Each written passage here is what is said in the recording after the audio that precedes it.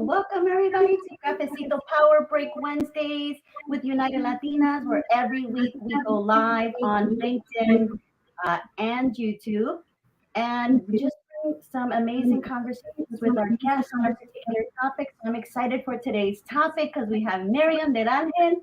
So we were just chatting behind the scenes on some stuff we definitely want to cover. So I invite you, if you're tuning in, ask us questions in the comments, please share some of your ideas and tips. We are going to be talking about Latinas in corporate and balancing career and your professional and your personal life, which you have a lot to share. And I think a lot of experience is going to be exciting. So welcome, Myriam. Thank you, Sandra. Thank you so much for having me. I'm excited to be here and share stories and learn. Yeah. So tell us a little bit about your background. You are an HR professional. You're an author. We're going to talk a little bit about the new book that's also coming out, a coach. So give us a little bit of background. Sure. So again, I'm Myriam del Angel or Myriam del Angel. I respond to both. I am a mom first. I have 3 teenagers who I love and adore, who drive me nuts. I've been in HR for over 20 years, born and raised in Chicago. I'm half Mexican, half Colombian. And I also am part of Latinas Rising Up in HR, Volume 1 book, and the Chicago lead for Latinas Rising Up in HR. So we're actually having our very first event here in Chicago tomorrow evening. So very excited about that. I've been also in the DIB space and helping companies just to, in the diversity space. And what I do for fun, I like to share is, aside from being an author, is I'm a salsera.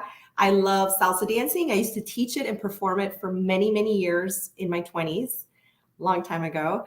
And it's fun to see my oldest daughter, who's a salsera now and performs. So that's me. Oh my gosh, that is already an interesting background.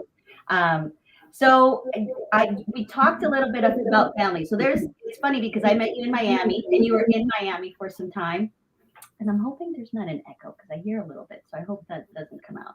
But if you guys can hear me okay, let me know. But so I met you in Miami. You're in Chicago, but sometimes you're in Miami. And I'm like, this woman is like doing it all over. And then you just shared your family, how many kids you have. And that's a lot, right? So we want to talk about let's start there. Like, what are some of the biggest challenges you've faced with managing your career and your work? Right. I think what I struggle with, and a lot of women that I've spoken to struggle with is the guilt, right? We want to be the best mom. We want to be the best employee. We want to be the best spouse and mother and daughter and so on. So it's really hard to balance that. And we're so hard on ourselves, right? We stress ourselves out and we think we're doing it great and we think we're super women, but I truly believe you can't have it all at the same time. Something has to give. And sometimes it's your health. So I know when I was balancing, my corporate journey up the ladder and my kids they're all 2 years apart. And I thought I was on top of the world. I got it handled until my body started to react. My body started to tell me, oh yeah, no, you need to slow down. And I think the balance is hard and I had to accept. And I think that's the hardest thing we as women is that we have to accept that we're not perfect and that's okay. And that some days I'm going to be an awesome mom and some days I'm not. And some days I'm going to be an awesome employee and sometimes I'm not. And I think just balancing that and coming to that realization has given me peace of mind to do better and schedule, everyone's schedule is different. Everyone has different situations with their kids. My kids play soccer, travel teams. So we're always out and about, but how to balance that and also setting my boundaries and saying, no puedo, I'm sorry. I can do that maybe tomorrow, even at work. And it's okay to set those boundaries. Yeah. So what it is a perfect mom, right? So we always think about that. There's guilt, right? But it's like, am I there fully? What does that mean? Because I used to think about that. I raised my son as a single mom and it's like, well, what expectations am I putting on myself that I have to be there every single moment? We feel guilty as mothers that we're not there every single moment, but that is such an irrational thing. Because they see what you're doing and that impacts them even more so. Like, look at what my mom's doing. She's out there, she's going after something. So Yeah, let's break that down. Right. I mean, even success, right? What's a successful mom? What you think is success is very different than what I think, right? Whatever fits in my realm or my life. And I think it's hard because we kind of compare ourselves, right, to other women, and we're like, wow, how does she do it? You know, her kid's doing this and that, and you're like struggling, but you don't know their life. We all have a story. We all have our things that we're going through. And at the end of the day, I've realized, obviously through many years now that my kids are teenagers and they're more self-sufficient, that they're okay as long as they're fed, they're healthy, you know, they're happy. Nothing's perfect. And another big thing that I had to realize of being that perfect mom, whatever that means to whoever, to yourself, was I had to also show them the vulnerability of me. I'm a very positive person. So if you know me, I'm always looking at, okay, if something goes wrong, okay, what can we do? Let's figure it out. I usually don't stay stagnant and whatever. But I have to show my kids that I'm not perfect, that I do have feelings, that if I'm sick, I'm sick. And I used to try to hide it from my kids because I didn't want them to worry about me because I felt like that wasn't their role. Like, I'm supposed to take care of you. I'm supposed to. But I had a therapist a couple of years ago, and she said, how are you teaching them that it's okay to be vulnerable, that it's okay to be sick, and it's okay to ask for help? You're putting it like you're superwoman, and you're doing a disservice to your children by not showing them that it's okay to ask for help. Wow, that is, there's so much truth to that, right? We often think we have to have this shield of perfection to show them that we're super mom, but that also, it just doesn't make any sense, because they don't learn to look at themselves and say, I need time for me. Like, where's my self care if I don't see my parent do it? So Right. And then the balance. And I grew up, I have an older brother who's 2 years older than me. And now that I have girls and a boy, right? Growing up, it was a very strict, my dad was a very strict Mexican man, very proud, macho. And I was the only girl and I was the youngest. So it was very like, and my nickname at home was Nana. Nana can't look, Nana can't go here. Nana has to be here. My brother can do whatever se le la gana, right?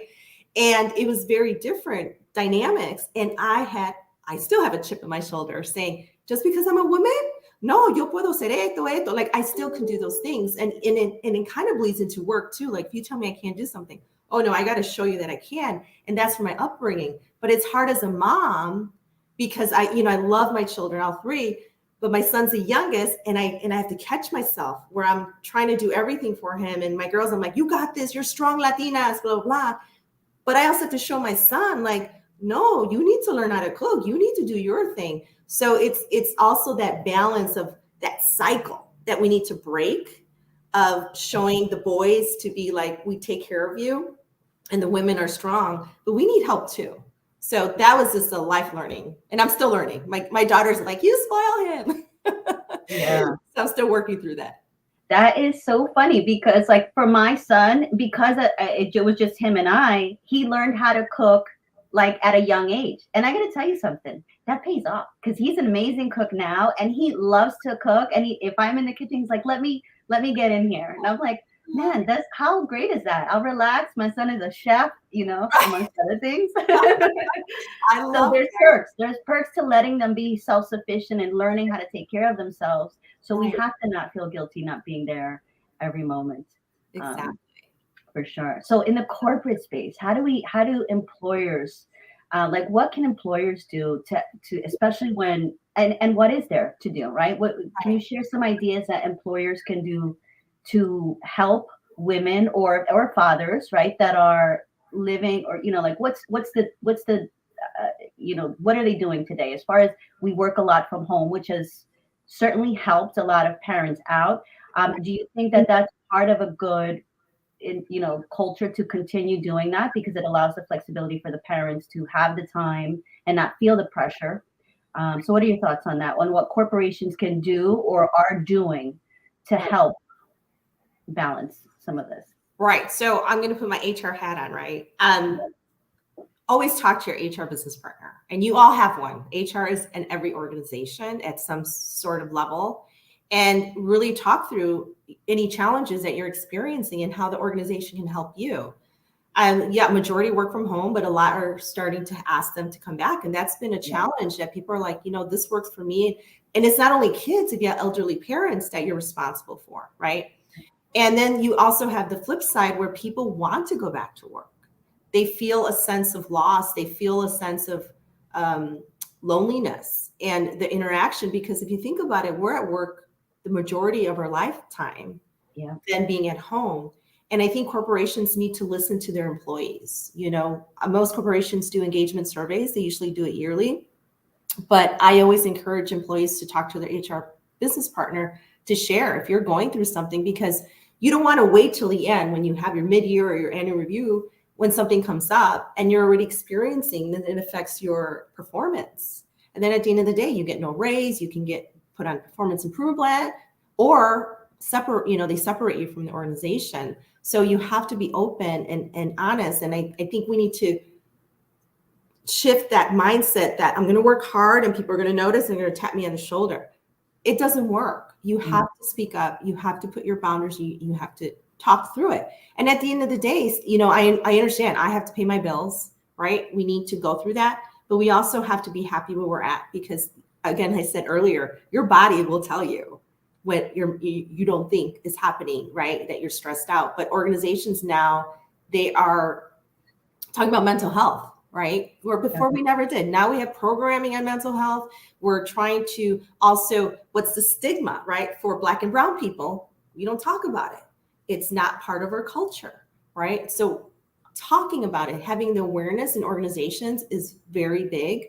But also as an individual, you need to say something. You need to step up, because at the end of the day, you own your own career. Yeah, that could be scary for a lot of women. Yes. So especially if you're not in a position of power, or where you feel comfortable enough to talk to the leadership team or the C-suite team. So how would you suggest somebody go about that? Right. I recommend having a mentor or sponsor or join an organization of United Latinas, and find your board of directors, right? Your personal board of directors, so they can encourage you and help you. One of the biggest things, and I say that in my book too, is confidence, right? Unfortunately, calladita te ves más bonita, right? Is the phrase that we tend to feel also imposter syndrome, as I was saying earlier, and then we'll get into the book. And we have to find our confidence. But before we can do that, we need to do some soul searching and understand what our strengths are and what we need help in, and find your village, whether it be your friends, family, or organizations such as this one, which I love and I'm part of. You see other women, right? If you see it, you can be it, right? And it takes time. It's not going to happen overnight, but the first step is to recognize it and to do something about it. You brought up so many great things, like the confidence, the imposter syndrome, and then having a community around you, because a community will help you. When we see each other doing things, it's like, all right, like we're all leveling up. We're all doing things. We're not standing still, right? Because standing still is the quickest way to feel like the world is coming to an end, right? So what are some tips for confidence building and talking about imposter syndrome and overcoming some of those things?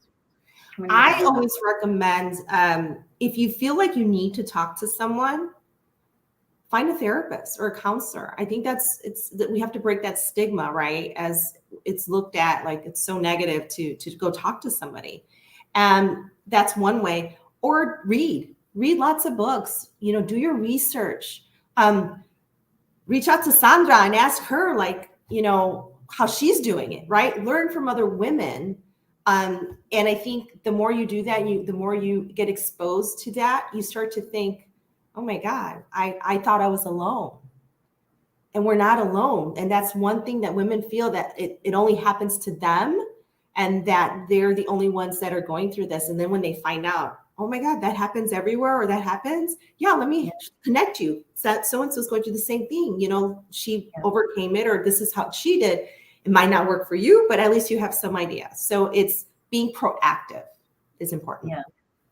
I love that. I mean, it's important for us to know we're not alone, to see other people who have had their blocks and blocks in the road. When we see somebody that's okay, well, they're only talking about the success and all that you see is that it's hard to relate to somebody like that. But the moment that you say, you know, we're in this together, and there's things that happen, and life has its ebb and flows, but having a community, a strong community around you is so critical. And I love that you brought up books, right? Because I didn't have another Latina, you know, in my 20s as a director. You know, I didn't have anyone else I would search, and we would just sexualize symbols. That's all I would ever find. And then the content that I found out there was very, um, you know, makeup or how to do this, you know, just Right. superficial. Like I wasn't interested in that. I wanted to grow, right? So I turned my head to books, which is like Yeah, I love it. like I just because I needed to grow and I felt I needed to grow. So I dove into teachings and readings and books that I felt were going to level me up. And they did. Right. And I think we often feel guilty because a lot of even the books that I've entertained were a lot of spiritual books to learn about spirituality. What are we, right? Who am I? Yeah. You know, like, you know, I know I grew up with this religion and these beliefs, sort of in the community, right? But that is that truth, you know? So I went on my own journey, and I think we feel guilty, especially in the Latino community, like it almost feels like, oh, that's not. We're supposed to be this religion. Like we're supposed to believe these things. So very narrow-minded, and I always think like, you know, we could talk about religion in a whole nother conversation. But I believe in the spirituality of God. I believe in God. I believe in the beautiful messages. But we can't narrow and shut down because then we won't entertain new ideas that come from books that allows us to expand our thinking. So I Right. love that. We have to have an open mind, right? What you believe might be different than what I believe, and vice versa. And that's okay because whatever works for you works for you. Whatever works for me works for me. And be open to that. I love reading too. And a lot of the books do speak about like Buddhism and like spirituality. I love it. I'm not a Buddhist, but I appreciate it and I learn from it. And I take what I need from it that'll help me in my journey to whatever I'm trying to do. Yeah. There's this quote, it's like, and I hate saying it now because I'm plant-based now, but it's chew the meat and spit out the bones, right? In everything. Just take what is the meaty stuff that's going to really, that you connect with. And then maybe some of the bone, it's not that it's not good, but you're not ready for that information just yet. Right. Because sometimes you find later on in life, it's like, oh my God, there's like these aha moments. I read this differently and I took it in differently. That's the beauty, I think, of. Right. I mean, I have a great example. So I don't know if you read the book Eat, Pray, Love, I think it's called. And it's about a woman going through like changes in her life. And I read it very young, like maybe in my late 20s. I seen the movie. Right. Exactly. With Julia Roberts. So when I read the book and then when the movie came out, I was like, oh, okay. Now at my age, I get it. Like it totally sinks in. I totally understand it. So going back to what you were saying, timing, right? Yeah, I read it and I was like, oh, okay, that's crazy or whatever. But now I can relate to it and I can learn from it. Yeah. Yeah.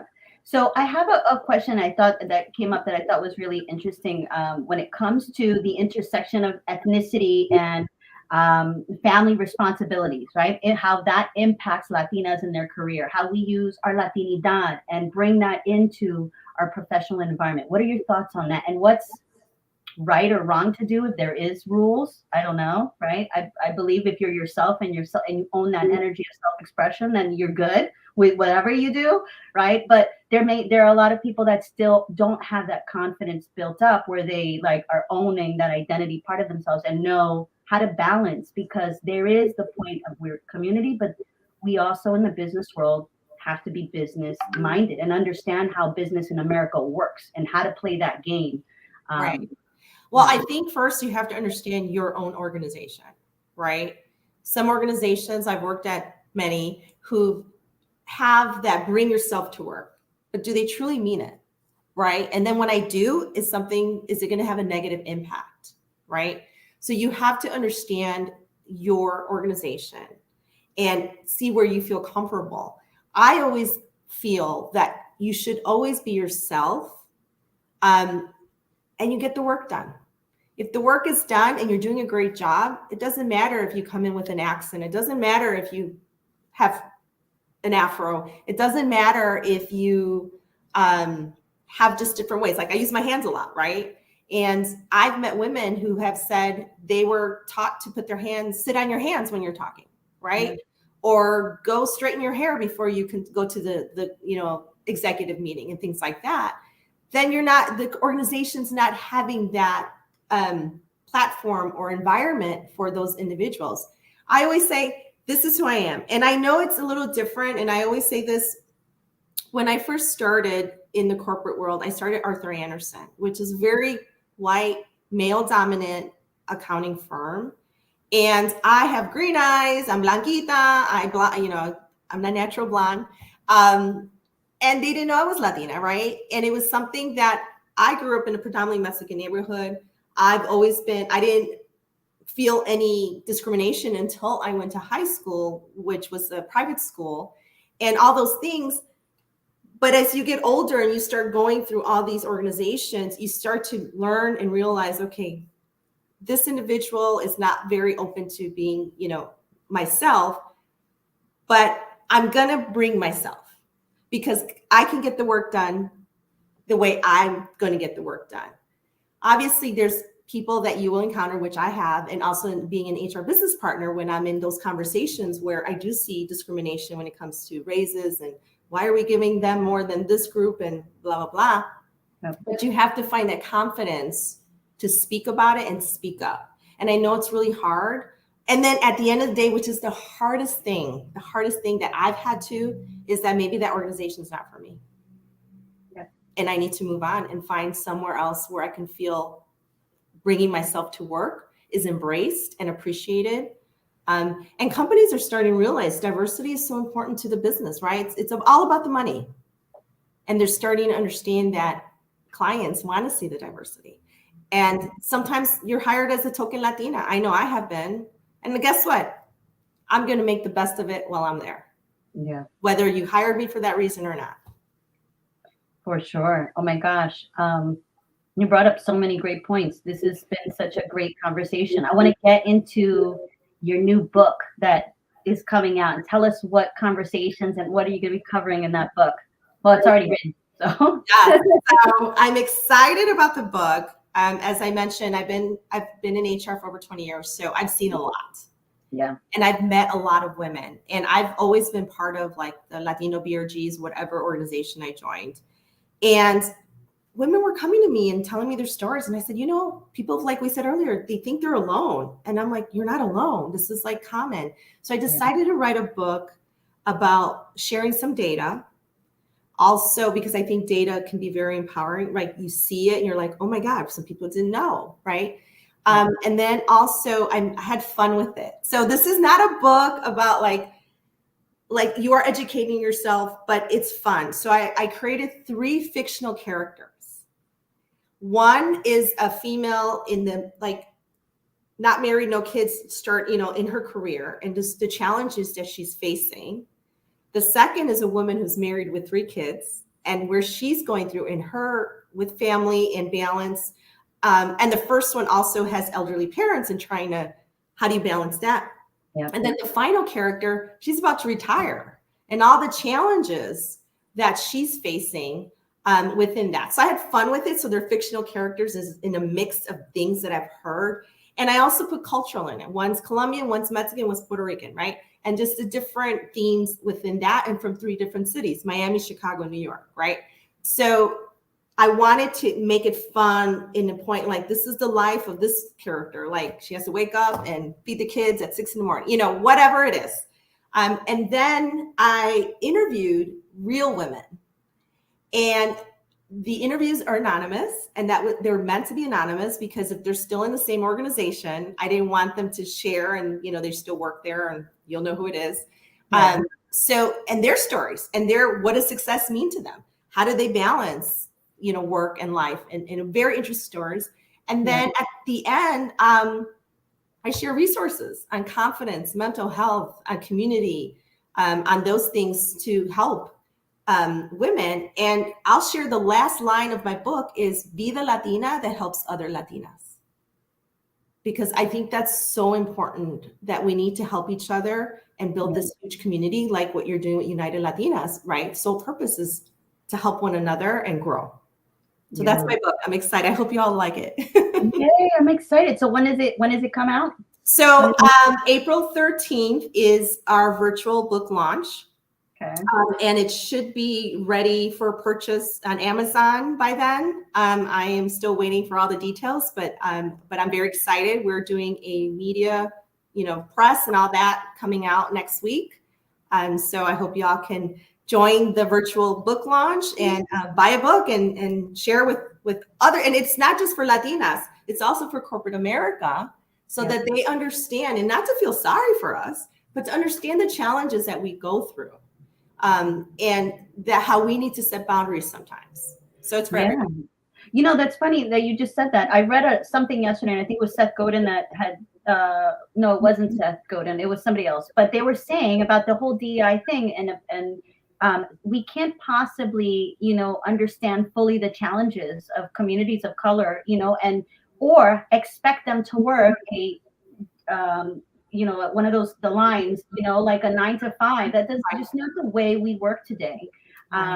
So it's important for organizations to know that, because they have found that even through COVID, there's been more productivity, and I've seen that. I've seen that in so many areas, because when people feel that they can balance, when they can do work on their time, their more creativeness comes out, right? Their more ability to really get things done, and more can be done when they can work on something at 11 o'clock at night or 4 o'clock, whatever random time, right? But I think that we, organizations have now seen that value. So I think that is awesome, as well as like like managing it all and doing it regardless of what it is, but really having and putting in place the strategies to feel confident and to do what we need to do. But it's a changing world. So I'm excited. And I was going to say that everyone's different in the sense of you take your time. We're not in the same timeline. So whatever works for you and whatever your goal you're trying to achieve or whatever success means to you, it's okay. You do it on your time and how you do it. Like I always tell people, like when they're about to have a baby, what advice do you give? And I'm like, well, this is my advice. You can take it or leave it. Do whatever feels right for you, whatever works for you and your baby in that house, because someone will always have an opinion, but you're the one living it and doing it. And that's the same in your career and in life, right? It's tu vida, and you need to figure out what works best for you and your family. I love that. Yeah, be intentional. What is it that you want to create in your career? What kind of career do you want to have? And go pursue that, and do that with intention and with gusto and with ownership of, I have a right and a place to be here. I belong. I love that. Yay, this is so awesome. I would love when you get the link, we'll put it in the chat, in the comment section of this, so that it's all linked together. But any last words you want to share before we close out? Just if anybody ever wants to talk to me, reach out. I'm on LinkedIn. I'm on Instagram, Myriam HR Latina. I'm always happy to talk to women and share resources or network. I'm a serial networker, as you know, Sandra. So if I can't help you, maybe I know someone who can in whatever aspect. And I hope that you do purchase my book and read it. And I appreciate any feedback. And a goal again is to help other women achieve whatever they want to achieve. Yay. We got some comments. Sophia said, I can't wait to read your book. Love the different perspectives. Go Myriam, #1 fan. Always a pleasure listening to Myriam speak. Awesome. Thank you guys for tuning in, and we will catch you next week at Cafecito Power Break. Don't forget to connect with us, follow our LinkedIn page if you're not already, our YouTube page, and become a member of UnitedLatinas.com. We have, this is the platform to support one another and to move the ball forward in all of our respective careers. So it's a great community, and we do lots of great things. Awesome. So I'm excited. Yay. Thank you so much, Myriam. Everyone have an amazing rest of your day. Be well, guys. Everyone, thanks for joining.